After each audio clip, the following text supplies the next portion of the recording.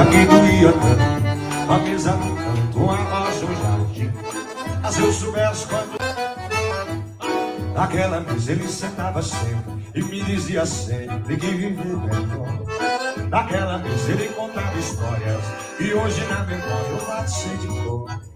Naquela mesa ele juntava gente e me contava contente o que fez de manhã. E nos seus olhos era tanto brilho que mais que seu filho eu virei seu fã. Eu não sabia que doía tanto, uma mesa no canto, uma casa no jardim. Mas se eu soubesse quanto dói a vida, essa luta doída não doía assim. Agora resta uma mesa na sala, hoje ninguém mais solta do seu mundo. Naquela mesa tava dando ele, a saudade dele tá doendo em mim.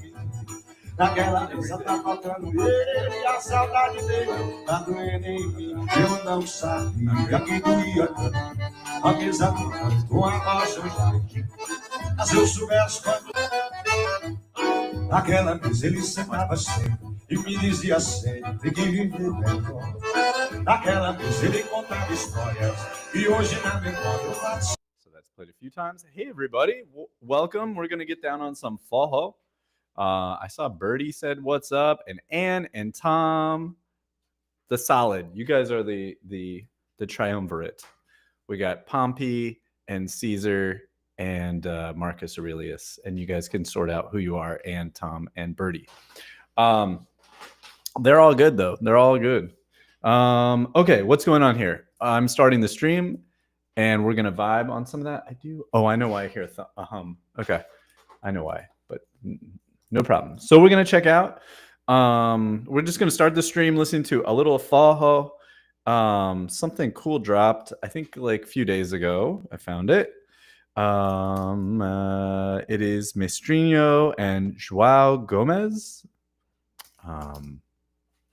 See if we can find it here.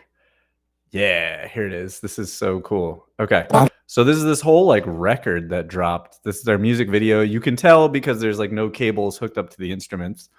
Doesn't matter. Sounds so good. Looks so good. All the cuts here are good. You should definitely subscribe. Oh, I did. Okay. Anyway, here we go. Let's check out these guys. Hey, Lauren.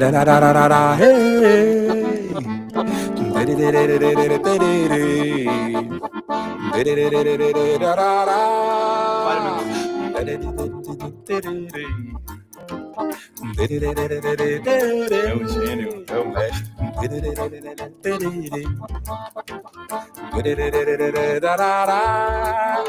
Sorriso de lado, olhar feiticeiro. Na boca batom bem vermelho. Trançando o cabelo no espelho. Ooh, I knew that was gonna happen. Shit.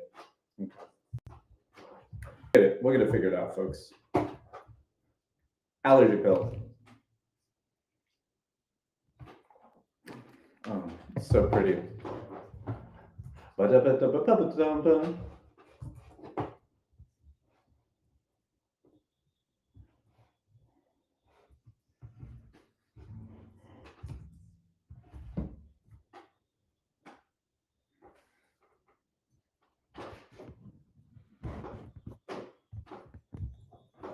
don't really need that. Don't break, don't break, don't break. Oh my God, I did it. Okay.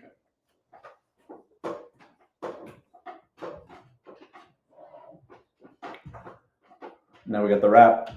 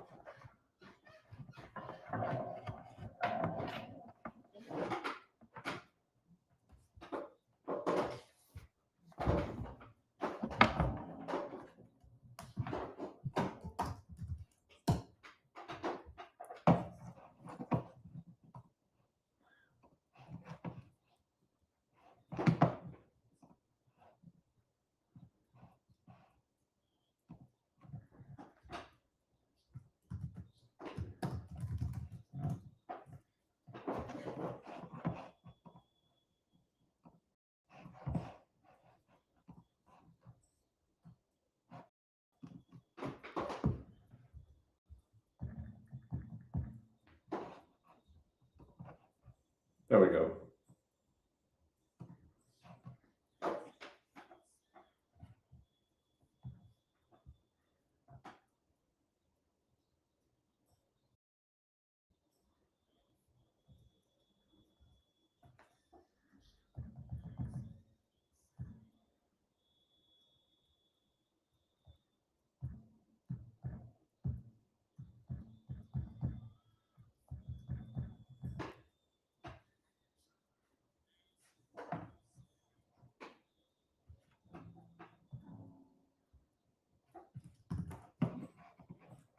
Oh no, all Judy hears is me banging around.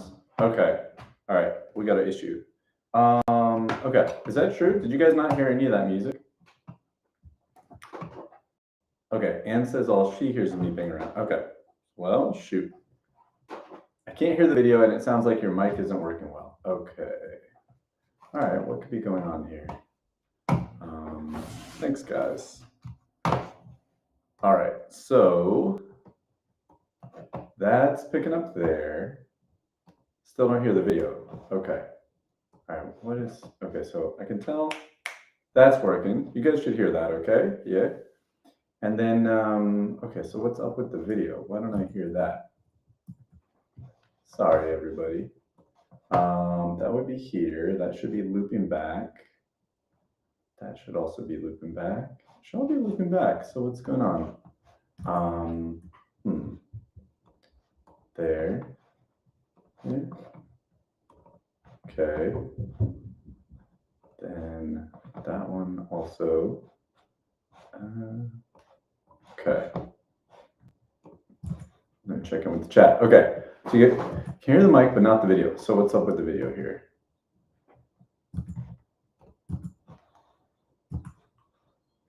So you don't hear that.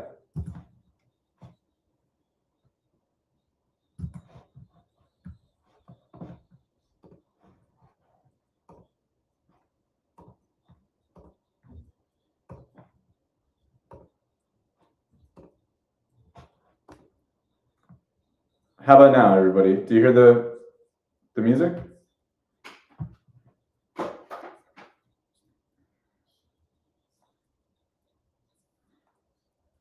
No.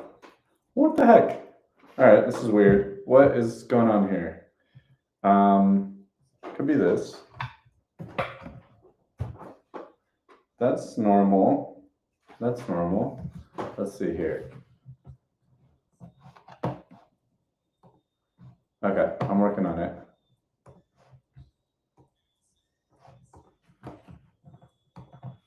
Huh, this is so weird. What could I do? I can try this. All right.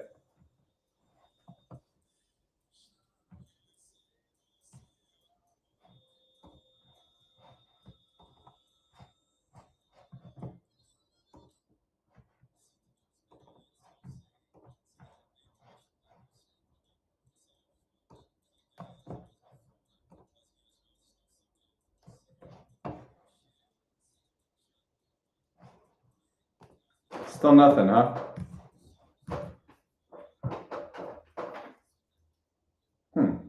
This is weird. Every time it's a new thing. Okay.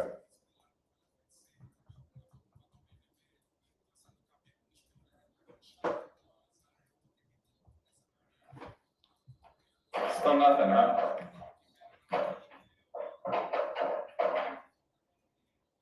There is a lot of banging. Every time it's a new thing. Okay. Let's see, what can I do? Maybe, maybe it's this. Maybe this is a problem. I think I'm about to fix it. Let's see. Input. There or there. There or there. Let's go here. Aha. Seu amor, me deixa ser o seu amor. Ó flor,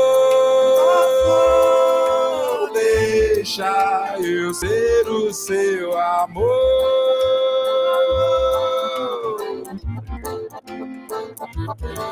Ó deixa eu ser o seu amor. Okay. All right. Okay. So, yes. Okay. I fixed it somehow. All right. Thank you all for your patience. Much appreciated. Okay. So we got this working. We've got this. So, all right. So once again, hello, everybody. I'm Dallas. Dallas Vietty is my last name. Well, Dallas is my first name. I'm in Pennsylvania, sunny Pennsylvania. I think after the stream, we might ride our bikes. And happy Earth Day. It is Earth Day today. Very important to protect our Earth, to be ecological and not just poison ourselves and our land. I know we all agree to that. I know, it's Judy. Judy said, way to go. So let's see. My name's Dallas. I'm an accordion player, and I really love a lot of different accordion musics and non-accordion musics. On this episode of the live stream, which I do every week, just about, usually on Tuesdays, on this episode, we're going to I will, and you guys along with me, will try to figure out as much of this tune, Irisha, as we can. It's on the tier 2 list for the Django in June music camp this year. It's an original composition by Tcha Limberger. We're going to get into that in a minute. But right now, I'm going to play the song that I was trying to play, and I've listened to like 3 times already this afternoon, just trying to get it to play. But this is features Maestrino, who's kind of like the most baddest ass Brazilian forró player right now on the scene. It means translates to little master. The inho is like is a diminutive, what do you call that? Like what's the word I'm looking for? Like it's done with love, you know. And you're bestowed a nickname upon you by your community. That's how you know they really appreciate you. So this is Maestrino Little Master because he was just such an amazing musician when he was younger. And João Gomes on the vocals. Is he on the vocals? No. Well, on this tune, Maestrino is on the vocals. And I wonder if this is Tcha Limberger is the other vocalist. Let's see here. If I open this. Yeah, okay. So Tcha Limberger is the other vocalist, and he's gonna come in with these beautiful harmonies. And then João Gomes is gonna do a rap. We're gonna hear some bars. Okay, so here we go. Floor. É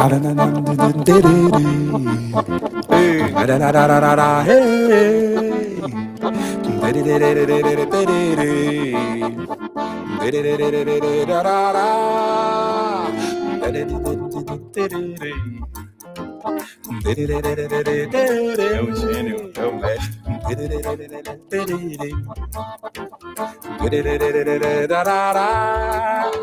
Sorriso de lado, olhar feiticeiro, na boca um batom bem vermelho, trançando o cabelo no espelho, é tão charmosa. Eu tô derretido por essa morena, maluco, eu tô preso nessa cena. É um desmantelo que pena não me deu bola. Ou tá fingindo que não tá querendo, jogando todo o seu veneno, e eu aqui me derretendo de vontade. Eu louco pra te dar um beijo na boca, um chamego dengo te deixar louca, pra quando ficarmos distantes da saudade, ó flor, deixa eu ser o seu amor.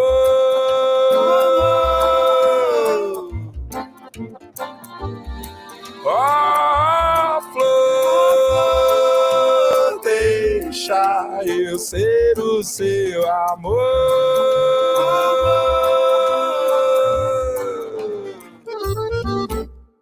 Sinto dores permanentes e não sei se de repente o machucado não se cura. Você é uma flor que embeleza, mas me fura. As minhas mãos estão sangrando por você. Te dou um cheiro, sinto o gosto da candura. O meu comer é as migalhas que me dá. Sinto ciúmes e não posso te falar. Eu admiro demais a sua ternura. Vai me matando devagar igual tortura. É desse jeito que eu posso te amar. Sorriso de lado, olhar feiticeiro, na boca um batom bem vermelho, trançando o cabelo no espelho, é tão charmosa. Eu tô derretido por essa morena, maluco, eu tô preso nessa cena. É um desmantelo que pena não me deu bola. Ou tá fingindo que não tá querendo, jogando todo o seu veneno, e eu aqui me derretendo de vontade. Louco pra te dar um beijo na boca, um chamego dengo te deixar louca, pra quando ficarmos distantes da vem, João! Ó flor, deixa eu ser o seu amor. Oh, ó flor, deixa eu ser o seu amor. Me deixa ser o seu amor, a flor. Ó flor,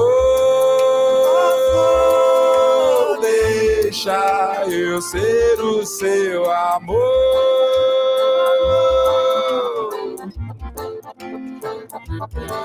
Ó flor, deixa eu ser o seu amor.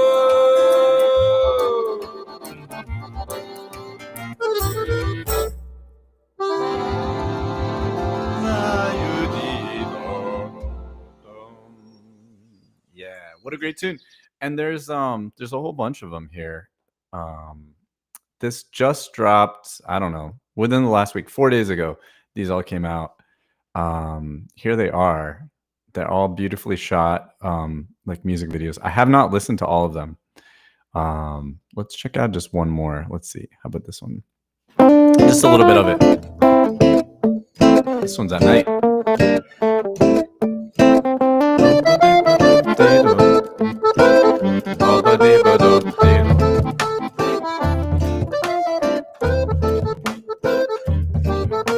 Maybe it is live. Buscando novo rumo que faça sentido nesse mundo louco com o coração partido. You know, it's like, is there a cable? Yeah, maybe this is live actually. I mean, I thought that it wasn't because like I didn't see. It looks like the mics are wireless, and then there might be a cable coming out of the bottom of Mestrinho's accordion. Tomo cuidado pra que os desequilibrados não abalem minha fé pra eu enfrentar com otimismo. Okay, all right. So cool. Let's continue with the live stream. I just want to start with music as always. There's the chat on the side. Again, I'm Dallas, and this is the accordion stream for my teaching website called risingreed.com. And you can go there to risingreed.com and find all kinds of fun stuff to learn accordion. Let's see. I flew yesterday on like a late flight. I left, let's see. I got to the Ontario, California airport, not Ontario, Canada, but Ontario, California airport almost right about 4:30, parked, took the shuttle from the cheaper lot, and I was supposed to join this ATG professional development committee meeting right at 5 o'clock, and was like right as I was, dropping my bag and going through security. So I was a little late to join, but I joined that, and that was cool. Did that meeting. It's great to see all those people join, Cochran Summers and Michael Bridge and Ken Barrett, who's the president now. And we're just, I guess I'm on the professional development committee. And I run this thing called Teach Talk, which is my idea for a, what is it? Every 2 months now, get together of accordion teachers. And there's just like a general subject just to start conversation. And the idea is to kind of, like hang out as a bunch of accordion teachers around the US and converse and share and talk about ideas, what works, what doesn't, what do we do, and the various topics. And it's cool. I think it's a really cool thing. It's just not growing. And so, that isn't the exact reason for the meeting. But one of the things we talked about was just how to kind of zhuzh it up a little bit, how to modify it, or what can we do to make it more appealing for other accordion teachers, and like, is this a thing that's needed? So we're working on, when I say we, I mean other people, Leah and Ken for two, are creating this wonderful survey. So if you're listening to this stream and you're an accordion educator hit me up because I'd love to send you this survey. It's like a questionnaire or whatever, you know, to kind of like learn about you and learn about what you would be interested in. It would really help us. I think it'd be a cool thing. Like, I think, you know, if we have these accordion nonprofits, that's definitely one of the things that they should do, you know, and is bring accordion teachers together to share ideas. And a thing that I've learned in my experience on the accordion is that there are a lot of techniques and approaches in the US or in outside of the United States, which aren't so known, and it's hard to find this information. And I don't know if the same is true if I was in France, if I would also find it hard to find like to kind of find the teaching information that I'm looking for, or maybe the evolution of the techniques.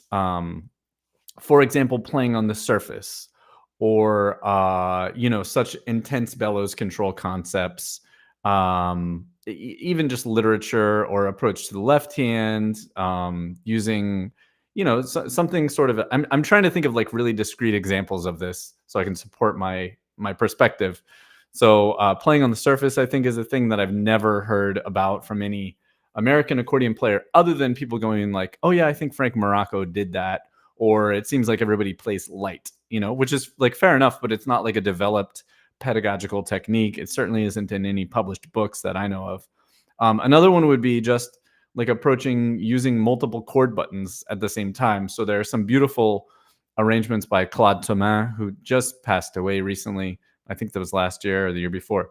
But he's a composer and accordionist, and he's one of the first places that I found these where you use two minor chords, like a C minor chord and a G minor chord next to each other, and you get a minor 9.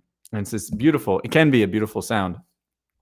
And so it's not like you can only learn these things, but just, you know, it's like following sort of the evolution of the concepts. And I think because the sort of floor fell out for accordion players in such a major way in the 70s, really, and post, you know, 70s, 80s, 90s, we just have like this kind of vacuum. So it's really important to, I think, get us together. And so I don't know, I'm just kind of sharing my life. This is just a little check-in. Then if you've seen my video about flying, hey, Igor, if you've seen my video about flying that I posted a couple weeks ago when I flew from, did I fly from Portland?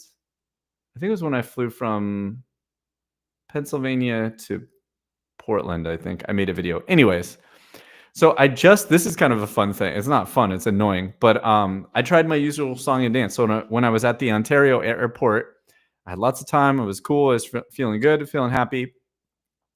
I wanted to have a beer, as you do sometimes when you fly. The airport is that magical thing where like you can drink anytime you want at the airport. And I don't always. In fact, usually I don't drink at the airport. It just doesn't make me feel good. I like, you know, if I have the whole day off and that's what everybody's doing, I can do some day drinking. But otherwise, it's just like kind of at night in a social situation, or in the evening, I guess. But anyway, I ordered a burger and a beer. It cost me like $800, you know, at the airport or whatever. And there's like, okay, there's somebody at the ticket counter. I want to go over. So I had like one sip of the beer, went over to the ticket counter, and I talked to the ticket agent. I'm happy, polite self. And I was like, oh, you know, like, I'm just wondering, I'm just up here because they're like, what do you want? You know, she's like, well, I'm on this flight. Like, how full is it? And she's like, oh, it's very, very open flight. Like, okay, cool, no problem. And she says, why? And I'm like, well, because I have my accordion. And so I turn and I was like, I just want to make sure. And she's like, well, what boarding group are you in? And I said, boarding group 6. And she's like, you're fine. You know, there's plenty of room. And like, if you were in boarding group 8, maybe, but even then, probably not. But then things got weird. So then she wanted to, even though there's plenty of room on the airplane, she's told me, I'm not asking for anything special. I'm not requesting to go early. I just, you know, just wanted to know. It sounds like it's going to be fine. But then she goes, oh, hey, that looks large. Why don't we measure it? I'm like, oh, no. So I don't know if you guys are familiar, but they have like the little, you know, like measure your carry-on thing. Of course, it didn't fit. And she goes, oh, well, it's too large. You're going to have to check it. I'm like, but this always fits in the overhead bin, and you like it's gonna fit, no problem. It always does. And you told me that there's no problem with space. We have plenty of space. And this ticket agent just proceeds to like, she's like, no, like you're gonna have to check it. And I'm like, well, if you're gonna make me check this, then I'm gonna have to pick a new flight where you're not the ticket agent, because I cannot check this. Like, it's not gonna happen. She's like, that's fine, you can move your flight, but you're gonna have to go outside of security and come back. And she's like not budging at all. And there's no reason for it. There is no, like, I was super polite, I was not a jerk, and there's plenty of space on the airplane. So it's one of these situations where like this person at their job was trying to like be like by the book, but why? Like, why would you possibly do that thing, especially when every other experience I've had with a gate agent is that it's you know, it's like at their discretion. Clearly the whole, you know, the whole system of airplane flying like works with like some regulations, and then a lot of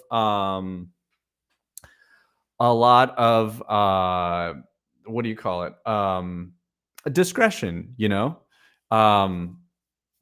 Yeah. And hey Ted, no, those guys are not in the pedagogy group, and I'll tell you about that later. But there was kind of a falling out with the people that you're mentioning, with some things that happened a few years ago. Yeah, those are not the leaders that we want these days, and I'm happy to give you all the gossip privately. But yeah, no, no, not those guys. Oh boy. Oh, personalities. Anyway, and so she, you know, she just like pushed it, and I was like, look, I can take this thing apart into 2 parts. And because I hadn't taken it apart yet, because I always try to like ask if there's a ton of space on the plane, then I'm not going to take the accordion apart.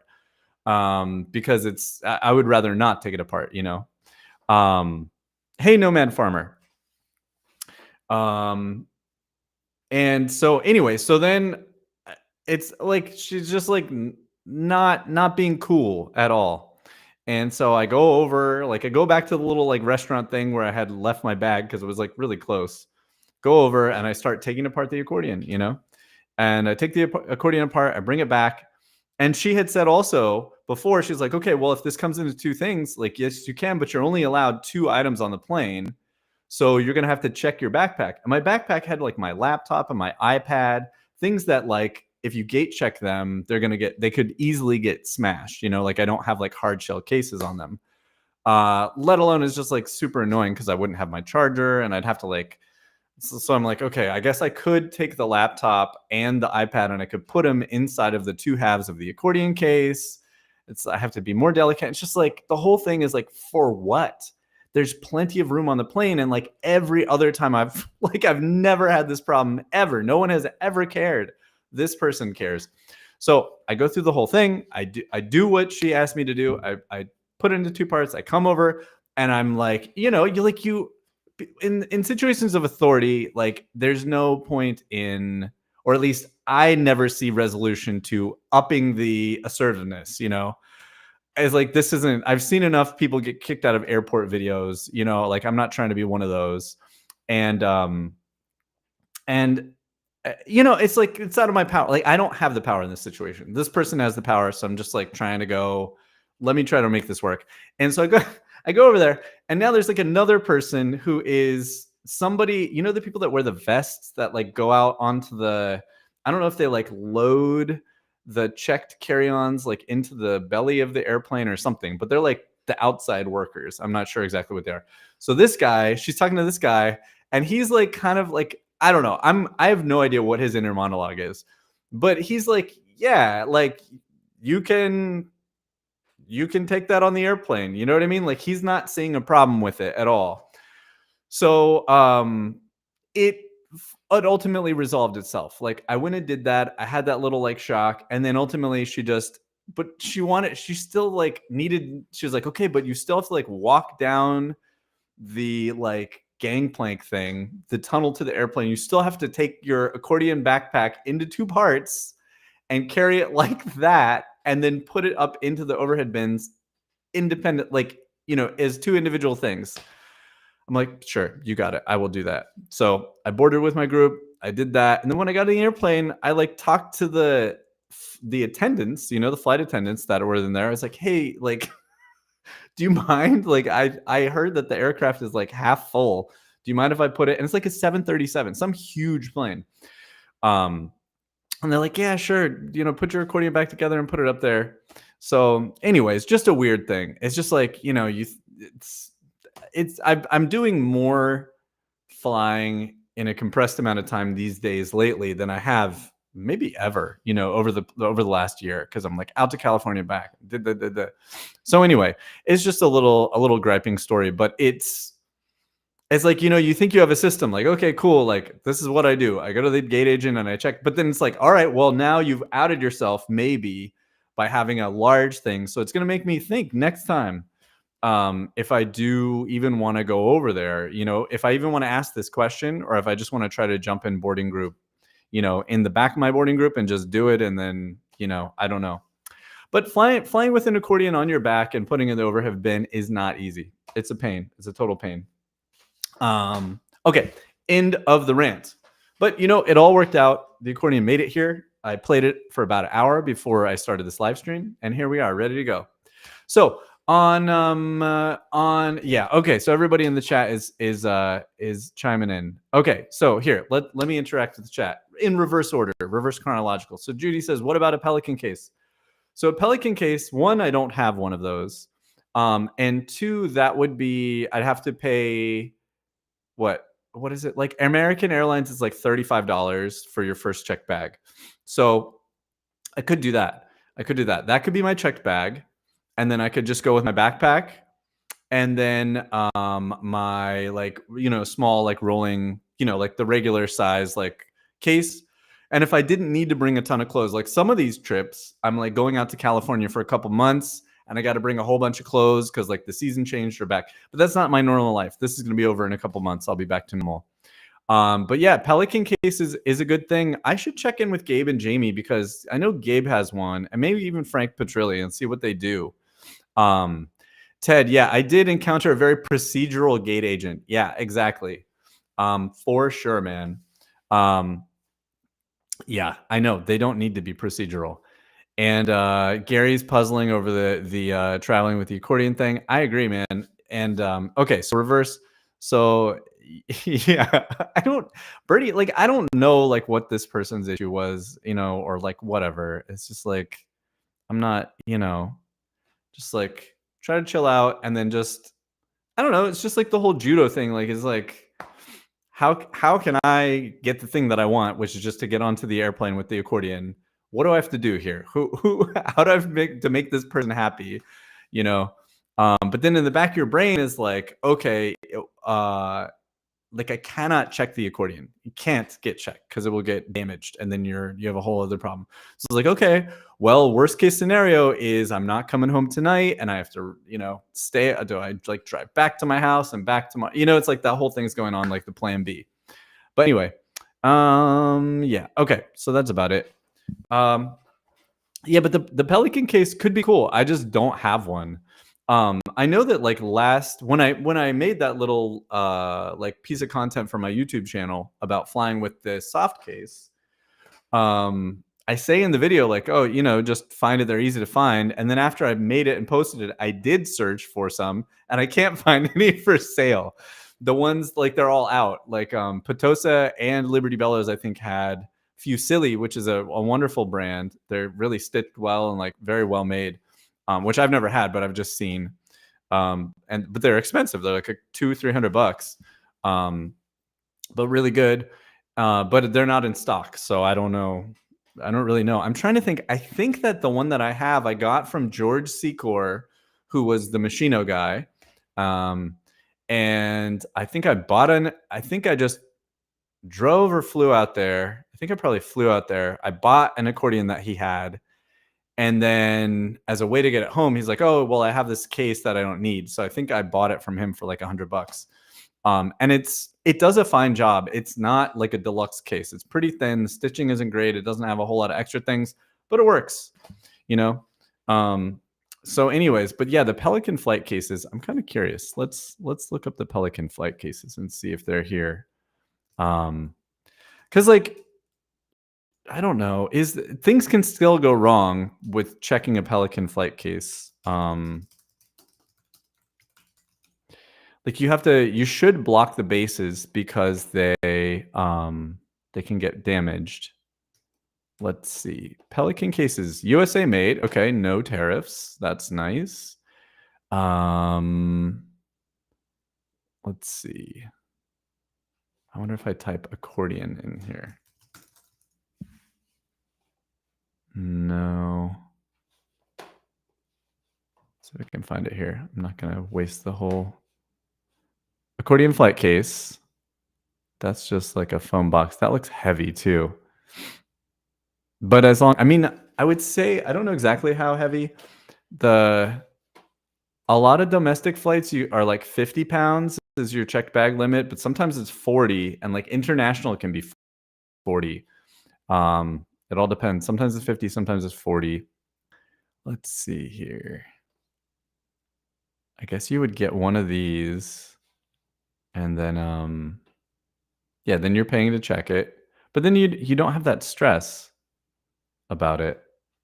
And it's like on most of these trips, I'm paying to check a bag anyways, because that's like my overhead is the accordion, and then I still got to bring clothes, jackets, and like if I'm doing gigs, then I got to bring like dress. Oh, this reminds me, I think I forgot my dress shoes. Dang it! I have 2 gigs this weekend at let's see, let's switch gears. So Charm City, Django Festival. So this weekend, the reason I came out back to Pennsylvania so soon is I'm booked and excited to play this Charm City Django Jazz Festival happening in Baltimore. And this has been going on for a while. And cool. Who's that on accordion over there? I don't know who that is. Oh, that's what's his name? Yeah. Okay. Anyway, here's the poster. It's got the weird Baltimore half moon sort of thing, which is like a Baltimore's nickname is Charm City. I'm not sure why, but it is. And that moon is like a Baltimore thing. I'm also not sure why. Anyway, that's the fun thing you might not know about the Django bands is that a lot of times the tradition is say that you have the hot club of, like I'm in Bethlehem, Pennsylvania. I could start the hot club of Bethlehem, Pennsylvania. Or there's the hot club Philly, which is the first people that I played Gypsy jazz with ever. And Michael has the Hot Club of Baltimore and this Django Jazz Festival, which is great. The Hot Club San Francisco is playing on Friday night, and they're like a legendary band for being like amongst the very first, I think in the 90s, to start doing this music. And Paul Melling is the leader of that band, and he's like especially the old heads in the Django scene know Paul Melling, and like they're into them, so that'll be cool. They're legendary. Evan Price is the violinist, and he's amazing. I've played with him and this band in Baltimore before, but I've never heard his band with Paul Melling. And then Ultrafo is the name of the band that I'm playing with, that's led by the guy who's organizing this festival, Michael Joseph Harris, who's wonderful. And the Django Legacy Band is really cool. So the Django Legacy Band features 2 really amazing, make the poster bigger. These 2 amazing young guitarists. I hope they don't mind me calling them that. One is Sam Farthing, who's from the DC, Baltimore area. And the other one is Henry Acker, who's from the like Boston, Massachusetts area. And I don't really know I don't know Henry Acker at all. I don't think I've ever met him, but Sam Farthing I've met, wonderful guy. Henry is too. I just don't know him. But so it's like these 2 like, you know, young phenoms that are American, which is very fun. Like to be, you know, just to be part of the scene and to see all the virtuosity. It's a very kind of virtuosic genre of music. And then like, we got some Americans, like some young Americans that are really amazing. So that's cool. And then on the next night is on Saturday at a different venue, Andy Music, which is a wonderful listening room down by Johns Hopkins University-ish, not too far away. is the next night of music, which there are 2 sets, 8 o'clock and 9:30, and then earlier in the day there's a workshop that I'm giving. So I'm kind of just telling you guys what I'm up to, and if you want to come, it's not too late. I think you can still get tickets, and you could get tickets for the workshop that I'm giving as well earlier in the day. Let's see if I can find out what time that is. Saturday workshops.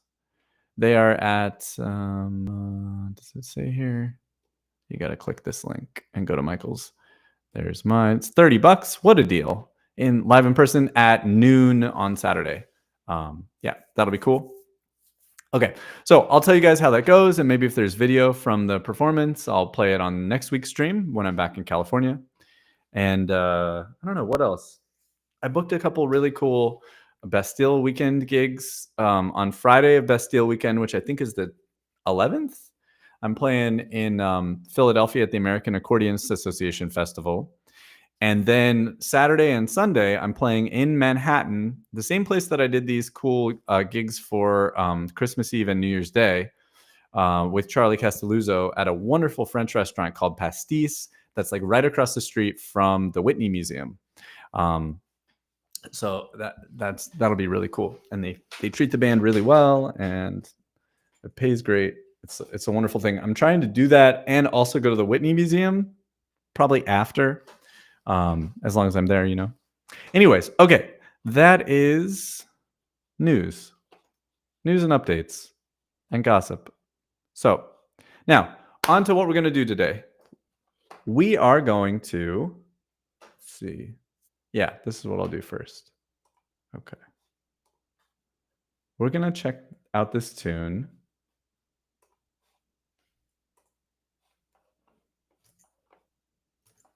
called, I don't really know how to pronounce it. I was calling it Irisha. It to me it sounds like a woman's name, but it's on the Django and June tier 2 list, and I thought it would just be cool to just kind of learn it together on the stream and make it a tutorial of how I approach that. And I think there's some things that you can pick up, some like what do you call it? Like workflow type things that can speed it up and make the process more efficient, and just talk about like what I'm listening for and how I'm kind of trying to put the pieces together. And it takes multiple sweeps and multiple passes, because it's just like kind of starting at the largest chunks of information and figuring that out, and then going deeper and deeper. And so like the melody, I'm not getting into the melody until I like kind of understand the form of the song, you know. It's just one approach. I could just not do that, you know. It's just one approach. But anyway, here's the tune Irisha, and there is notation, so we can check Jack Sorof's notation as we go if there's anything that I didn't hear. But let's go ahead and listen to at least the melody. This is a 5-minute song with solos and stuff, so we won't listen to that. But this is the Franz Ensemble. I don't know if they're from Germany or Belgium. Let's see if it says here. I'm kind of guessing they're German just because all this is in German. But anyway, they have an accordion player, Nando, and he's great. And he looks like an old Excelsior. It sounds badass. Plays tons of chords. And this is Tcha. So Tcha Limberger is a multi-instrumentalist, like a bodhisattva of music. He doesn't have blood, he has music notes going through his veins. He is just so amazing, and he does a bunch of different things, but violin might be his main instrument. I'm not sure. Anyways, let's check it out. And I got to turn off the fan because it's a little chilly now. We'll listen to the melody. That should be off.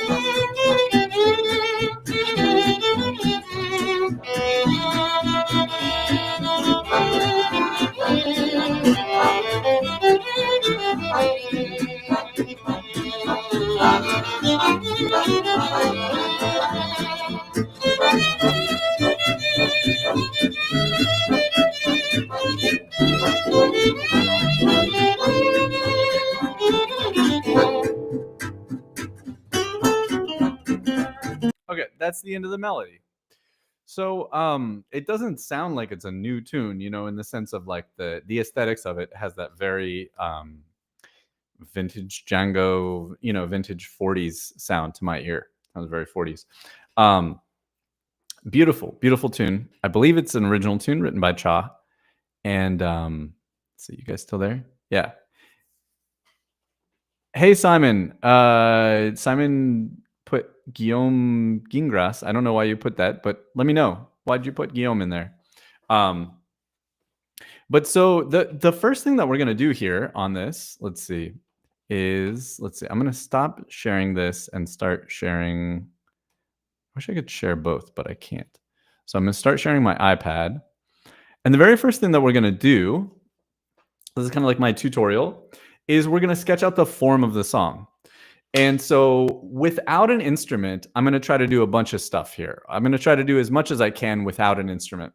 And there's some tricky stuff in here, but the first thing we can do is we can count the measures and we can listen for when themes repeat. So when I say theme, I mean the melody of the song. Melody is a word that's a little nebulous when we get kind of deeper into music. Like your melody could be your improvisation or whatever. Like, so the melody, whatever. But if we say the theme of the song, that's like, you know, the melody. So we're going to listen to the theme. We're going to see like what the form is. We're going to count it out together. And this will be fun. You guys can count along with me. Use your fingers and your toes and put your answers in the chat.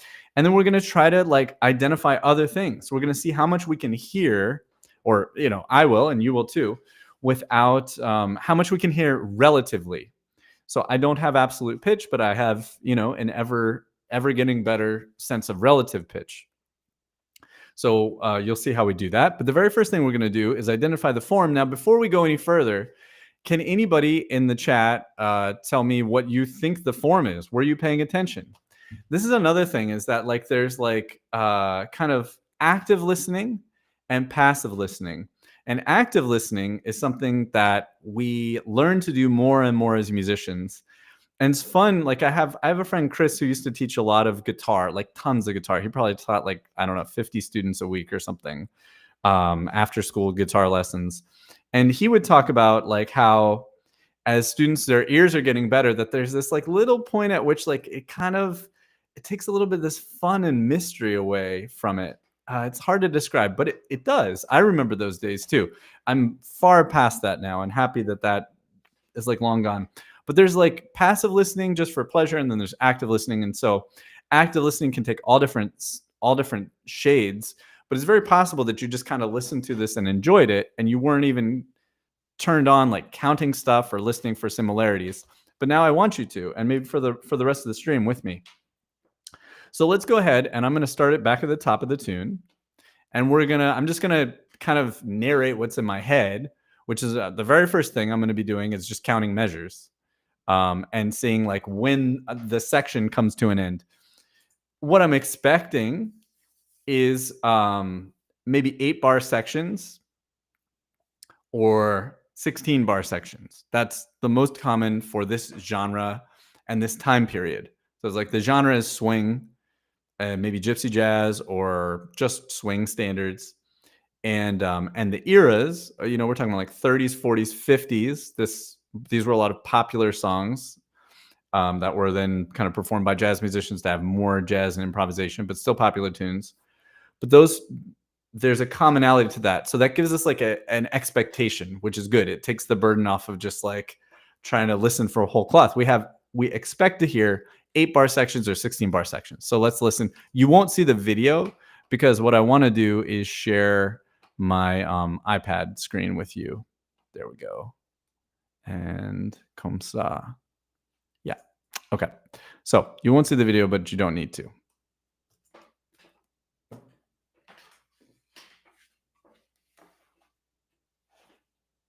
I hit play. It just takes a second.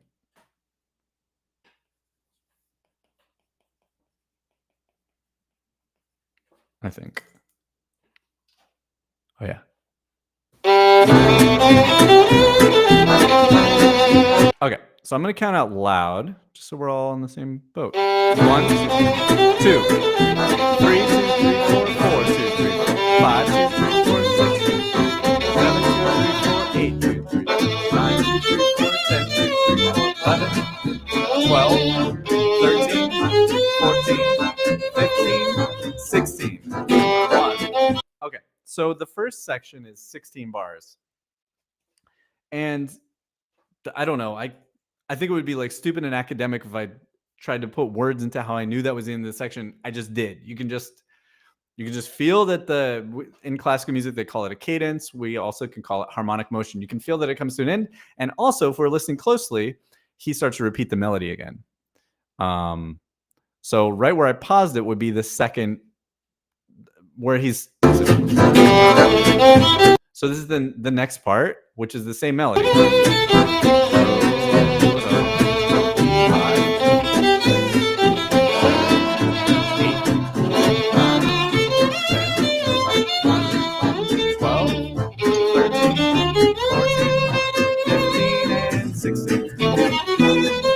Okay, now the do was it bom bidi ba ba bo di di ba dum di dum ba di ba ba bo roughly something like that. That's the A section theme, and that's 16 bars. So here's what I'm gonna do. I'm gonna sketch out 16, and we're gonna fill it in later. But that's my A, so I'll put 4 across. My college tuition studying with Matt Harris at CSUN taught me this. This is what he would do. He was an arranger and composer. Really wonderful. So let's see. We have 4, 8, 4, 8, 12, 16. Okay, good. Now, will I be able to fit another? This might go onto 2 lines. So let's see if I can fit this all on one page. That would be nice for us. So let me go up here then.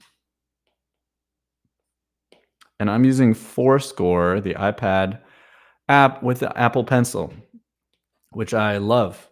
It took me a long time to get into the iPad, and I only did because I subbed for Vitor Gonçalves, who was subbing for what's his name? I can't remember the principal accordion player's name right now. Pardon me. For Fiddler on the Roof on Broadway. But anyway, to do that, Vitor said, well, you got to get an iPad and the foot pedal and stuff. So I did. And that was cool. I'm really glad I did that. It was hard and a lot of work and a lot of stuff that I don't have much training in, but very satisfying. Okay. So this is Irisha. There we go. We have room. We have room by Tcha Limberger. My penmanship sucks. Okay. So this is the A section. 4, 8, 12, 16. And I'm going to put a double bar line. And then I know that we have a B. And the A, I already know that the A has like an extended kind of coda thing on it. So that's okay. So we will end up using a second line. But let's count the B now.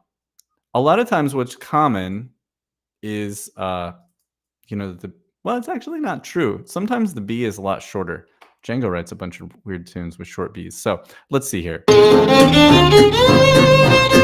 Okay, here's the B. 2, 3, 4, 5, 6, 7, 8, 9, 10, 11, 12, 13, 14, 15, 16. Okay, so that was also 16. And inside that, if you guys were listening to actively, I'm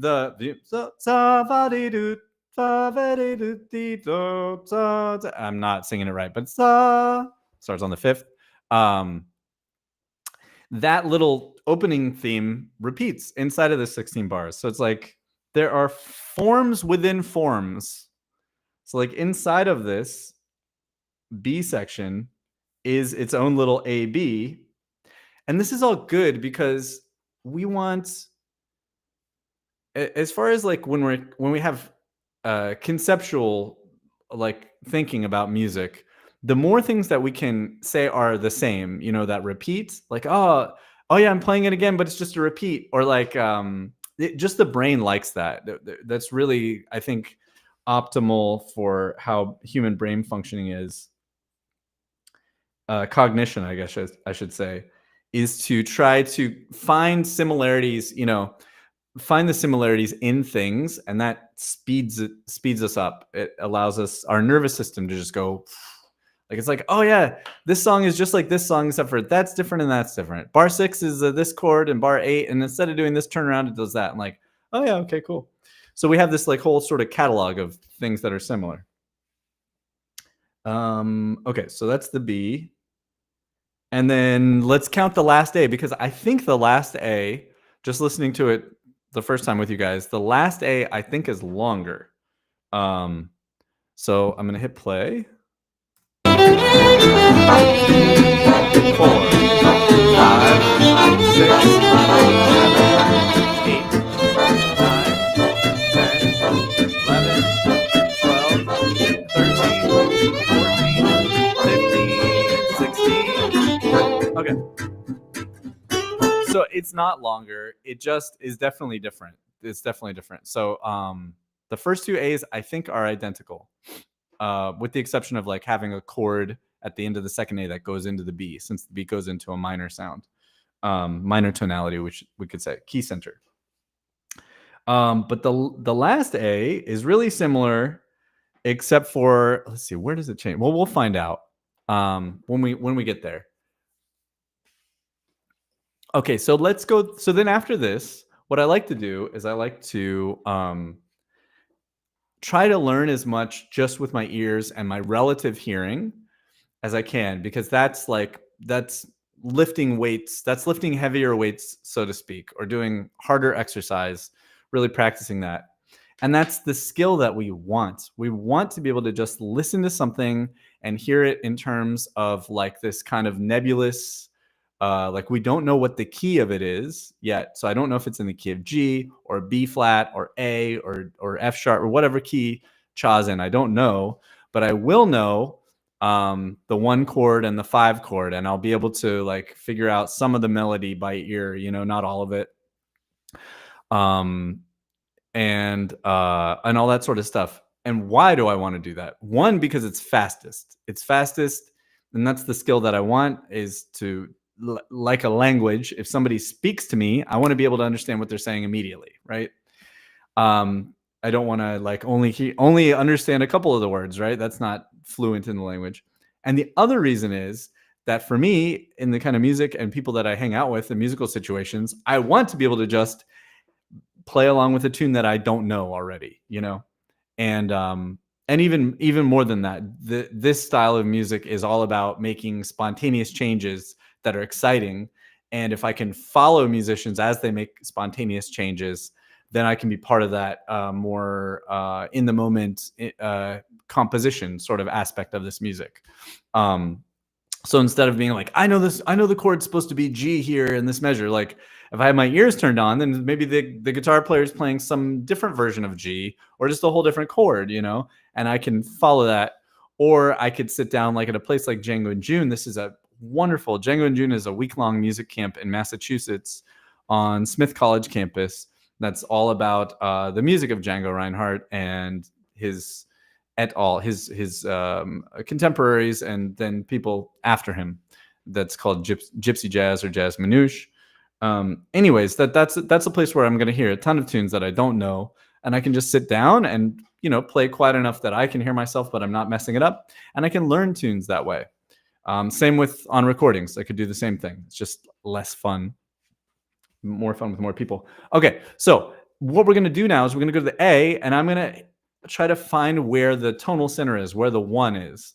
So the first question for you guys out there is this song in a major or a minor key? And the answer is both, but what's the A section is? Is the A section in a major key or a minor key?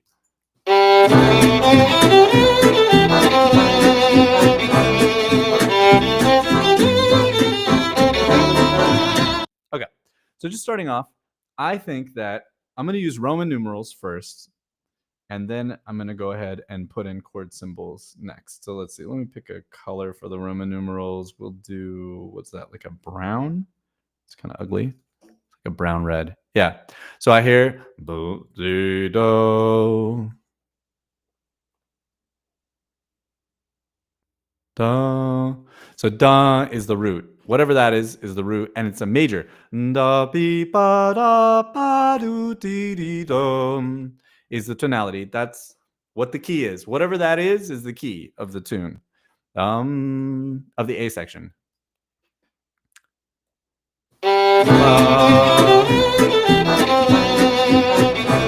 Okay, so it's a full bar of that, and then it's something that's not that, and then back to that.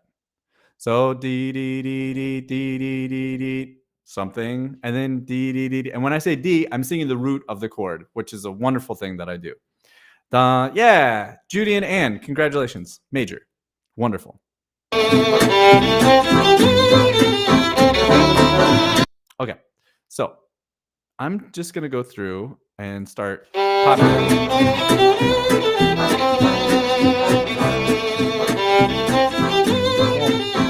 one more time. Okay.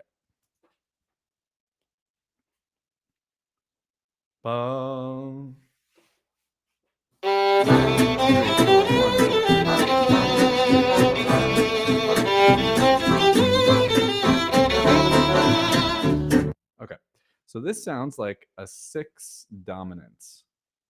Let me write that again. So like if this were the key of G, this would be, well, yeah, I'll still do this. This sounds like a 6 dominant. So like if this was the key of G, this would be an E7 chord. Or if this was the key of C, this would be an A7 chord here. That's what I think I hear. And I could be wrong. And that sounds like the 2. So this is where it's easy when you're pausing it and new in a tune. It's easy to get lost and to not have. This happens to me all the time. My counts get off. I think things are either longer than they are or shorter than they are. So there's revision and stuff. Let's see. Bum, ba, do, da. And then let's see.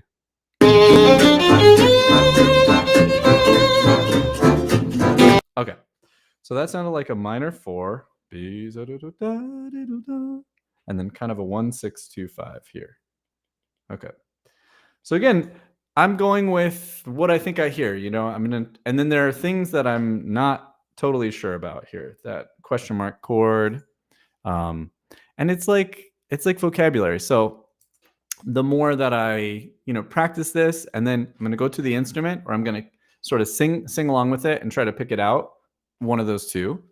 And then I'll have learned it, and then I'm like familiar with it. Then I've heard it before in this deep way where my brain had to work it out. So I'm much more likely to identify it, to know what I'm hearing when I hear that sound again. Like, oh, I know that sound. And that's like why I'm pretty sure I know what this is because I just recognize the sound. It's this weird thing. It's like, how do you know your mom's voice, right? You recognize the sound of it. So there is ways to get here and ways to get better at this. And the number one way that I suggest that has worked for me is to sing roots. To sing 1 1 1 1 1 1 1 1 question mark da da 1 1 1 da da da da da da da da 6 6 6 6 6 6 6 6 2 2 2 2 2, and I forget what's after that. And that has worked enormously helpful for me. Like if this were Twinkle Twinkle Little Star, say we had Twinkle Twinkle Little Star. Well, I shouldn't do it on this page because we're gonna probably have to put the last A there. So I'll do Twinkle, just to show you on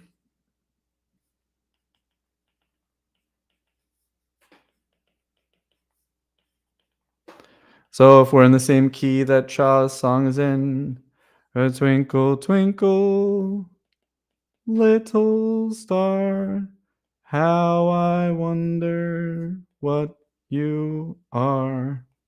So these are the chords. The 1 chord, the 4 chord and the 5 chord. So 1, 1, 2, 3, 4, 1, 1, 1, 4, 1, 4, 1, 5, 1. So that, and then that repeats. So if you can imagine, twinkle, twinkle, little star, how I wonder what you are. 1, 1. I could sing maybe every quarter note. 1, 1, 1, 1, 4, 4, 1, 1, 4, 4, 1, 1, 5, 5, 1, 1. And this is my approach to harmony, and I think it's everyone's approach to harmony, whether they do it exactly the same way as I do or not. But it's this movable harmony. So that's the key that we're in, because that's what the last song that we were listening. That's what Cha's song is in, the key. I don't know what the key is. 1, 2, 3, 4, 5, 5, 4, 3, 2, 1. That, but harmony is movable, and we have this idea of chromaticism and movability. So da. So we could sing Twinkle Twinkle in a different key. So I go do da.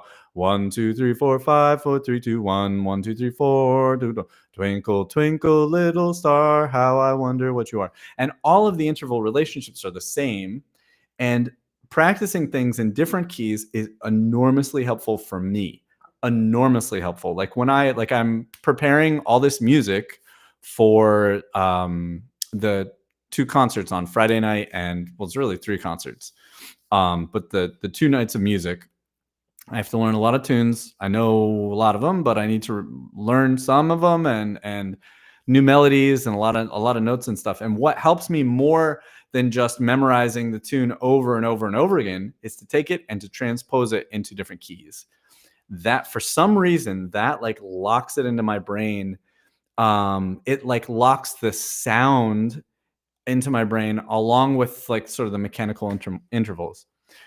So transposition is really awesome. But if we go down to this key, which is not Cha's key, but 1, 2, 3, 4, 4, 1, 4, 1, 5, 1, 1, 4, 1, 4, 1, 5, 1. In this case, I'm singing half. Well, no, I'm only singing whenever they change. You could do all kinds of exercises, but this is the way, for me, this is the way I found after doing tons of different ear training exercises. This, singing the chords and singing the melodies, is the thing that like really made it go, oh, cool. I'm doing what I wanted to do, which is hearing the stuff. And I found that it worked in the reverse. So when I would work on singing the roots to these songs, then when I'm listening to songs, I'm so much faster and able to identify the different chords that I'm hearing. So I'm still not completely fluent. Like my friend Gabe Hall Rodriguez is super, super fluent. He doesn't have absolute pitch, but his relative pitch is so fast and his memory is so good. And he's worked really, really hard at it. And he's been doing it for a long time, since he was a kid. It was his main way into music, was using his ear and figuring stuff out. And then kind of the notes and the theory followed later. But man, is he like such a great musician and super impressive. I remember a time when I would go, this was a few years ago, like more than a few actually, before COVID. But I would go and like stay with him and Jamie for a week or so and hang out. And it was awesome. And he would get home from work and he'd be like, hey, like we're going to put on a Fajal tune that we don't know from Brazilian Fajal tune. And we're just going to try to figure it out as we go.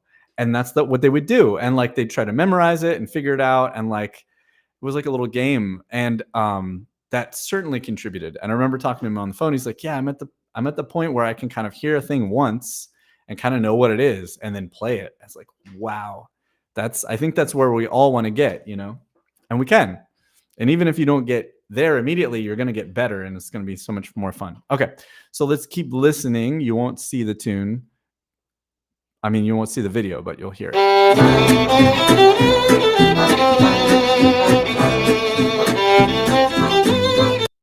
Bum. Bo. Oh. Bum. Ba. So that actually. Bum. Bum, Might be the 6 to the 2. Da. Let's go back here. Let's see. So from a new key, I like to find the tonal center, da, and then sing a scale. 5 notes is enough. Da dee da da da da do dee dee dum. You can say do re mi fa sol or 1 2 3 4 5.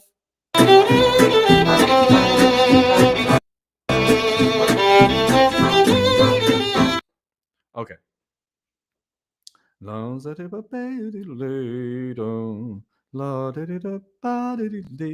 Okay. I think, yeah, once again, I told you this was going to happen, but I don't have these things in the right order or in the right amount. So let's back up a little bit.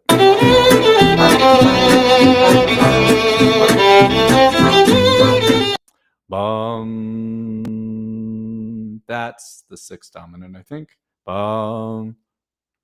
Ba, ba. It's going to go to bum. Ba. That's a 2 dominant. Dum. Okay. I think. Now the 2 dominant that we just heard became a 2 minor, which is right here.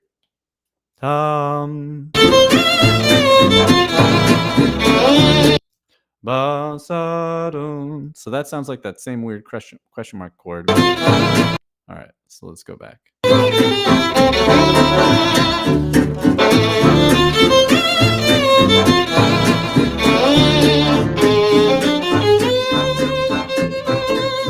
Okay, we get to hear it. 1. That might be like a 1 diminished. So that's my first guess, just using my ear. But if I sing the melody and I can figure out what the notes are, the melody are, that might give me a clue also. And then just like really trying to rewind it and listen to the bass, which is always helpful to have like these in rather than your phone. If you're listening out of the tiny phone speaker, it's hard to hear the bass. 2 dominant, 2 minor. Okay.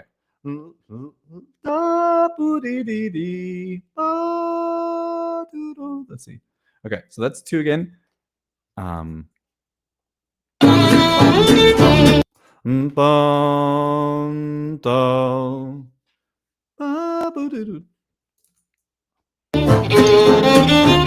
kind of think this is back to like the 1 diminished and then the 1 maybe. Bum bum bum bum bum bum bum bum bum bum bum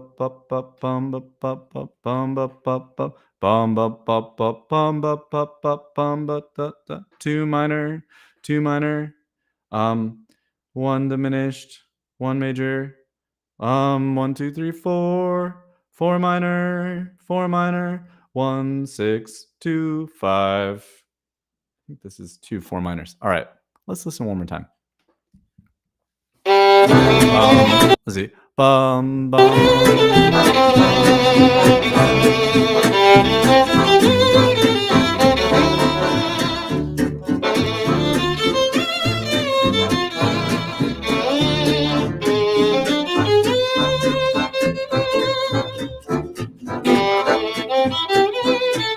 Okay, I'm gonna throw a repeat sign around here. That's repeat. And then before I go on any further, I'm going to check myself and see. And I might be way off. And that's great. Because, like, mistakes are how we learn. If you can do it, then you're just doing it. You're not learning. And that's the cool thing about being a musician is we're always putting ourselves into learning situations.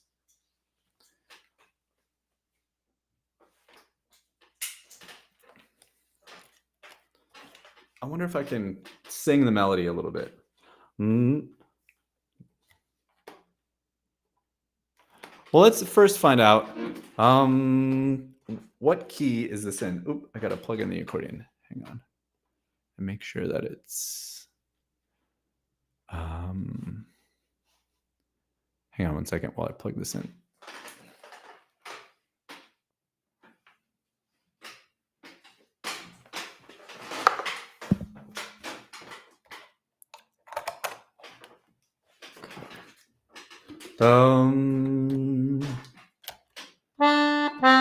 C. How nice for us.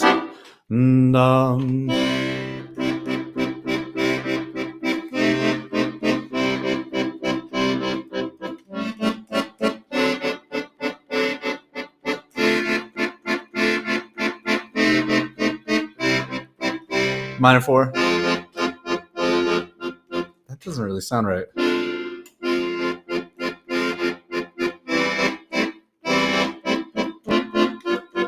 Okay. Do you guys hear the accordion? I better look. Make sure I got it right. Looks like it's... Let me get through these. Yes. Yes. Yes. Yes. Yeah, it should be coming through. Let me turn these. I think that's good. Okay. Oh, I'm looking at the chat. So Judy in the chat asked me if I ever slow down tunes, and yeah, I absolutely do. For sure I do. And I did a lot more in the past, and I need to a little bit less now, but it really just depends on how difficult it is. So in the past, things were more difficult for me to hear. I could definitely give you an example. Like if there was a Balkan song that you wanted me to learn, I would have to slow that way down because that is difficult for me to hear. I haven't heard enough of it to be sort of quick with it, probably. So it's like, it's familiarity, you know, it's a language essentially. So the more we speak the language, the more familiar we are with it. Okay. Let's see if I can play it. Yeah.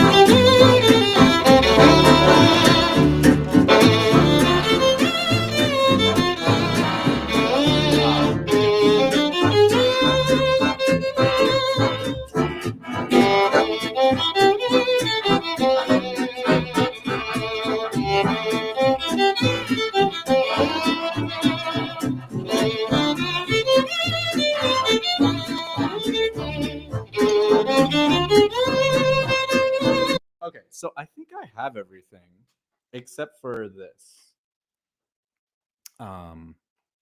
So the ba ba ba ba.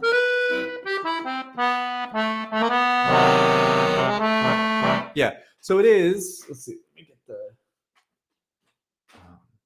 that a little bit. Ah, shit. Okay, hang on. Well, all right. It's just a microphone falling off. No problem. Sorry, everybody. I'll go back here a little bit. So it is.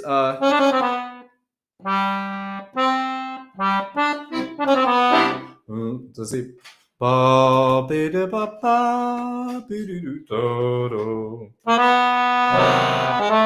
So it is C major. Let me put on clarinet so you can see. So here's like C major 9, and then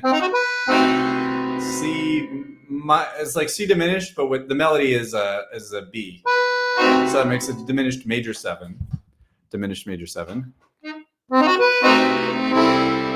then back to C, and then we have A7, and this one's definitely a D9.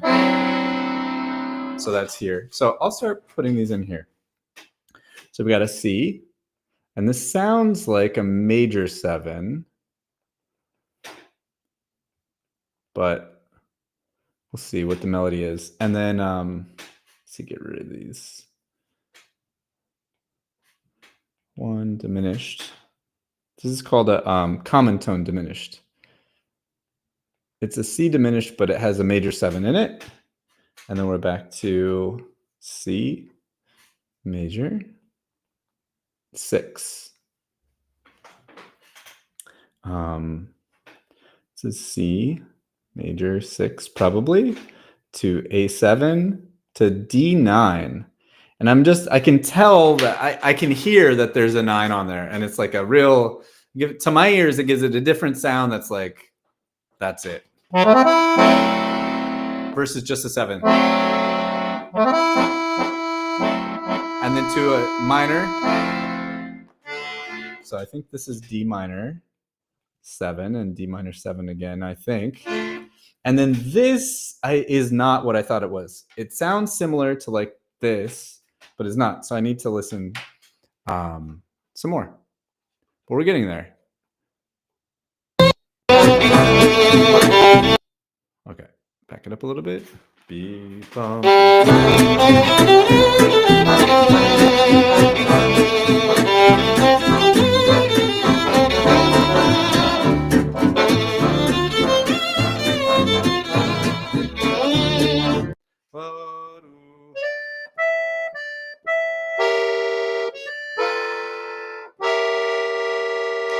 Let's see.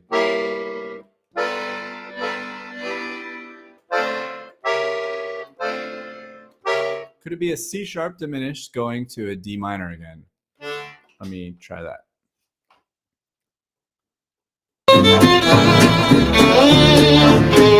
Yeah. Da, da, da. Let me hear what the melody is.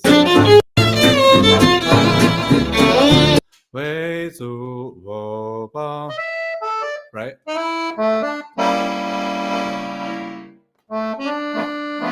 Cool. So I'm going to call that a 7 diminished of. This is where the theory is like, dang it, why has it got to be so annoying? But it's a 7 diminished of 2, which is very simply written as a C sharp diminished going to a D minor.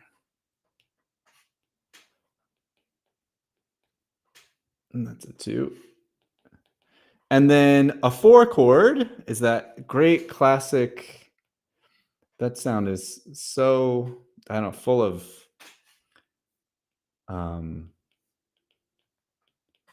nostalgia or something. And that's a minor 6, pretty sure. And then this is a classic turnaround here, a 1-6-2-5. I'll need to listen kind of carefully to the bass to make sure it's not like a 3-6-2-5 or something a little bit trickier, which it really could be. And they all sort of sound the same to me at the beginning. All right, let's do the melody. So for the melody, I'm a little bit less good at that than I'm at the roots, but I'm okay. And I just need to go slower. So what I do is, I know that that's the one, the tonal center. So I'm going to sing the melody. I'm going to like put the melody in my head, memorize it little by little.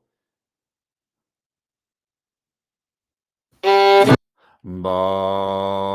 da, ba. That sounds like the 5th. Ba, ba, da, dee, da, dee, ba, da. So that sounds like 5-6. 5-6, and when I say 5 and 6, I mean the 5th note of the scale. 5-6. Let's check. So 5 should be G, and 6 should be A. Da dum. And this is so much easier for me to do when I actually sing it. So when I listen closely, even if I sing it in my head, not as easy for me to label as if I sing out loud. And I remember one time Jason Anik, I was doing a string of gigs with him, and there was something, I forget what the tune was, something that, you know, and he was just like, he's like, oh, you know, sing it in your head, pretend like you're singing it, but just in your head, like you're. I was like, ooh, that's probably a golden piece of advice here. So we have 5-6.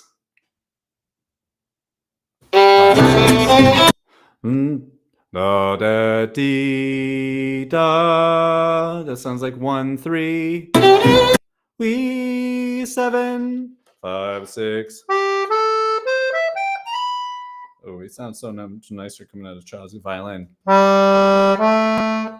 Let's see. Buddha. Let me try to play along with it.